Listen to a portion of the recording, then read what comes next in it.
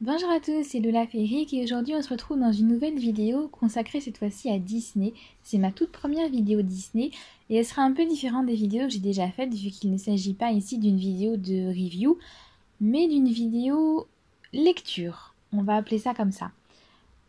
Pourquoi une vidéo de lecture? Parce que en créant récemment un blog sur Disney, parce que comme beaucoup d'entre vous je suis fan de Disney, je me suis rendu compte que la plupart des livres Disney qui portent soit sur les parcs Disney, sur les produits Disney ou plus simplement des histoires qui mettent en scène les personnages de Disney, la plupart de ces livres ne sortent qu'aux États-Unis, en anglais donc, et ne sortent jamais, jamais, jamais en français.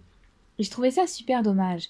Et je me disais aussi qu'il n'y avait absolument aucun moyen de remédier à ça parce que si les livres sortent pas en français, étant donné que la plupart sont destinés aux enfants ou en bas âge surtout, qui ne parlent pas un mot d'anglais, il n'y a strictement aucun moyen de donner accès aux gens et aux enfants à les histoires qui sont inédites en français. Enfin, aucun, presque aucun. Euh, il faut juste compter sur les gens comme moi qui supportent pas ce genre d'injustice et qui adorent passer du temps à traduire des histoires de l'anglais vers le français, voire de l'italien ou de l'espagnol, mais là pour le coup c'est de l'anglais. Et du coup j'ai commencé à faire ça sur mon tout jeune petit blog Disney qui s'appelle Le Royaume de Disney. L'adresse est dans la description. J'ai commencé à traduire des histoires qui ne sont pas sortis ou qui vont sortir mais qui ne sont pas encore sortis au moment où j'ai traduit, qui sont sortis donc aux États-Unis. Et étant donné que j'ai toujours aimé beaucoup, j'écris déjà, mais j'aime aussi beaucoup lire, je me suis dit que ça pourrait être sympa ou rigolo ou amusant d'avoir des vidéos où je lis une histoire pour ceux qui préfèrent l'entendre lire plutôt que de la lire. Je me dis que tous les goûts sont dans la nature, donc pourquoi pas. Et du coup, voilà comment naît cette vidéo. Alors, je sais pas du tout si c'est une bonne idée ou si c'est une mauvaise idée, mais je me dis que je teste, on verra bien ce qui se passe, on verra bien si vous aimez ou pas. Alors, pour le coup, j'ai déjà traduit sur mon blog 3 histoires des Disney, qui sont toutes extraites du même livre, un livre d'histoire de la Reine des Neiges, donc Frozen en anglais, qui s'appelle 5 Minute Stories. Donc, c'est des histoires courtes, de 5 minutes techniquement. C'est des histoires assez courtes et sympas pour endormir les enfants le soir. C'est pas des grands romans ou quoi que ce soit. Donc, les 3 histoires que j'ai déjà traduites sont tirées de ce livre-là, qui n'est pas sorti en français, qui a un équivalent en français, mais dedans, c'est pas les mêmes histoires en fait. Et donc, sur ces 3 histoires, il y en a une qui est complètement inédite, qui n'est pas sortie, qui apparemment ne sortira pas tout de suite, bref, qui est totalement inédite. La deuxième, je l'ai sortie, je crois que c'était la semaine passée ou la semaine d'avant, et le livre sort dans la Bibliothèque Rose le 25 janvier. Donc disons que je l'ai sorti avec un petit peu d'avance, par rapport à sa sortie officielle en France, mais après l'avantage c'est que sur le site je vous ai mis la traduction du texte intégral, c'est gratuit, vous pouvez aller lire, tandis que le livre vous le payez 5 €, donc ma foi, après c'est comme vous voulez. L'avantage aussi c'est que vous avez les illustrations du livre original sur mon site, qui sont au format original, donc le plus grand possible, alors que dans les livres de la Bibliothèque Rose, les images sont tronquées pour rentrer dans le petit format livre de poche, donc ça peut être intéressant à regarder via mon site. Et vous avez cette histoire ici que je vous traduis et lis dans ces vidéos. Cette histoire, elle est sortie en français, mais elle est seulement sortie sous forme de e-book, qui coûtait quand même, je crois, quelque chose comme 2 € le e-book, ce qui est quand même assez cher pour une histoire aussi courte. Le e-book est sorti il y a à peu près un an, début 2016, et je trouve personnellement que ce e-book est une grosse arnaque, parce que le texte d'origine n'est pas traduit intégralement. Seules les scènes et les dialogues d'action se retrouvent dans le e-book et toutes les parties descriptives sont complètement absentes. Bon, moi, quand j'ai vu ça, j'avais un peu envie de crier parce que c'est vraiment déjà prendre les parents qui payent pour des cons, pardon pour le mot, et prendre les enfants pour des petites créatures sans intérêt qui ne méritent même pas qu'on leur donne une histoire complète. Alors que les enfants, c'est quand même les premiers à qui il faut donner des histoires complètes, avec un vocabulaire riche, avec des descriptions, pour les encourager à lire, à écouter des histoires, voire à en imaginer, à en écrire. Enfin, il faut absolument respecter l'imaginaire des enfants. C'est la base, enfin à mes yeux c'est la base en tout cas. Donc je ne vous conseille pas l'achat de ce e-book. Et l'histoire que vous allez écouter maintenant, que je vais vous lire, vous l'avez donc dans son intégralité, avec toutes les illustrations d'origine. Donc j'espère que ça va vous plaire. C'est donc une histoire de la Reine des Neiges qui s'appelle L'anniversaire d'Olaf. Elsa, tu sais quel jour on est ? Demanda Anna en faisant irruption dans la chambre de sa sœur. Je devrais ?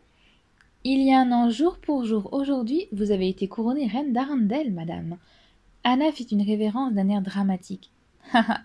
Je suppose que cela veut dire qu'il y a un an tu m'as sauvée. Les sœurs s'habillèrent et se dirigèrent vers le petit déjeuner lorsqu'elles entendirent un doux fredonnement. Leur ami Olaf traversait le hall, son nuage personnel le suivant partout. Oh mon Dieu, murmura Elsa.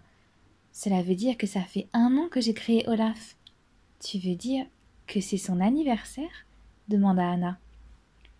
Les deux échangèrent un regard coupable. Elle savait qu'elle devait faire quelque chose de spécial pour le bonhomme de neige. La question était quoi ? Anna et Elsa se rendirent en ville, espérant trouver l'inspiration pour un anniversaire parfait.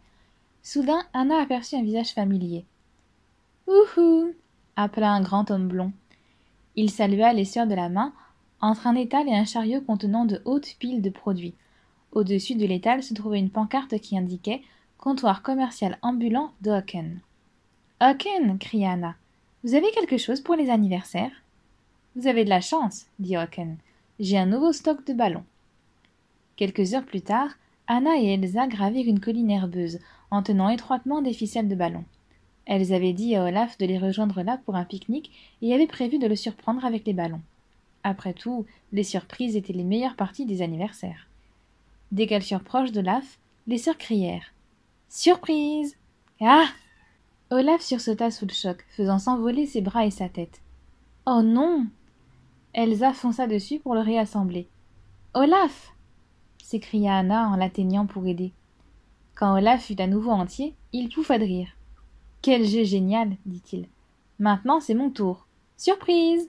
cria Olaf aux sœurs. Anna et Elsa se regardèrent l'une l'autre. Ça n'irait pas. Elles allaient devoir préparer un autre genre d'anniversaire surprise. Anna et Elsa dirent au revoir à Olaf et retournèrent chez Hoaken. « Uhou !» les accueillit Hoaken. « Grosse vente aujourd'hui. Couvercle de théière, 2 pour le prix d'un. Très bonne affaire, ya !»« En fait, et ça ?»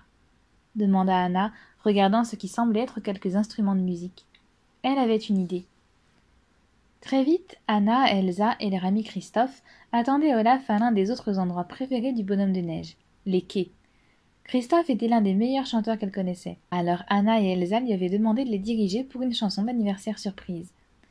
Quand Olaf arriva, le groupe laissa éclater la chanson. « Joyeux anniversaire, Olaf !»« Quelqu'un d'autre s'appelle Olaf ?» demanda le petit bonhomme de neige avec joie. « Je dois aller le trouver, il ne voudra pas manquer cette chanson géniale. » Olaf se précipita, laissant tout le monde derrière dans un silence assommé. « C'est pas pour montrer l'évidence, » dit Christophe, « mais je crois que l'invité d'honneur vient juste de partir. » Anna et Elsa se regardèrent à nouveau l'une l'autre. Qu'est-ce qu'elles allaient pouvoir faire maintenant ? De retour chez Hoaken, Anna et Elsa regardèrent les étagères. « Kit de sculpture sur glace ?» proposa Hoaken. « Ils font fureur. » Anna rit. « Eh bien, je ne crois pas que nous aurons besoin de ça, pas vrai, Elsa ? » Elsa ? Mais sa sœur aînée observait des bougies orange vif. « Quelle est la seule chose que tout anniversaire devrait avoir ?» demanda-t-elle à Anna. « Un gâteau !» crièrent-elles en chœur. Anna et Elsa passèrent le reste de la journée à préparer un gâteau pour aller avec leurs nouvelles bougies de fête. « Oh !» dit Olaf quand il vit les bougies allumées. « Des mini-feux !» Sven semblait aussi très intéressé par les bougies. Il s'approcha, collant son nez de plus en plus près. « Je pense que Sven aime beaucoup les petits feux, lui aussi, » observa Olaf. « Oh oh !» Christophe intervint. « Non, Sven, ce ne sont pas des carottes !» Christophe finit son avertissement juste quand Sven essayait de mâchouiller l'une des bougies. Surprise, Anna et Elsa firent tomber le gâteau, les bougies allumées et tout le reste par terre. « Regardez ça !» dit Olaf. « Les petits feux font un grand feu !» Elsa se dépêcha de geler les flammes, tandis que Christophe et Anna tenaient Sven et Olaf en arrière. Une autre surprise d'anniversaire qui tournait mal. Se sentant un peu abattue, Anna et Elsa retournèrent chez Wacken une dernière fois. « Ouhou !» dit le propriétaire de la boutique. « Soirée spéciale sur les décorations tropicales. » Les sœurs se regardèrent l'une l'autre. « Ça pourrait être parfait, » dit Anna. « Oui, une fête d'île d'été pour Olaf, » déclara Elsa. « Joyeux anniversaire à toi, Olaf, » annonça Elsa ce soir-là. « C'est mon anniversaire ?» demanda Olaf en souriant. « Ça doit être pour ça que ça a été la meilleure journée qui soit. »« Ça l'a été ?» demanda Anna. « Bien sûr. D'abord, vous m'avez appris ce super jeu surprise à notre pique-nique.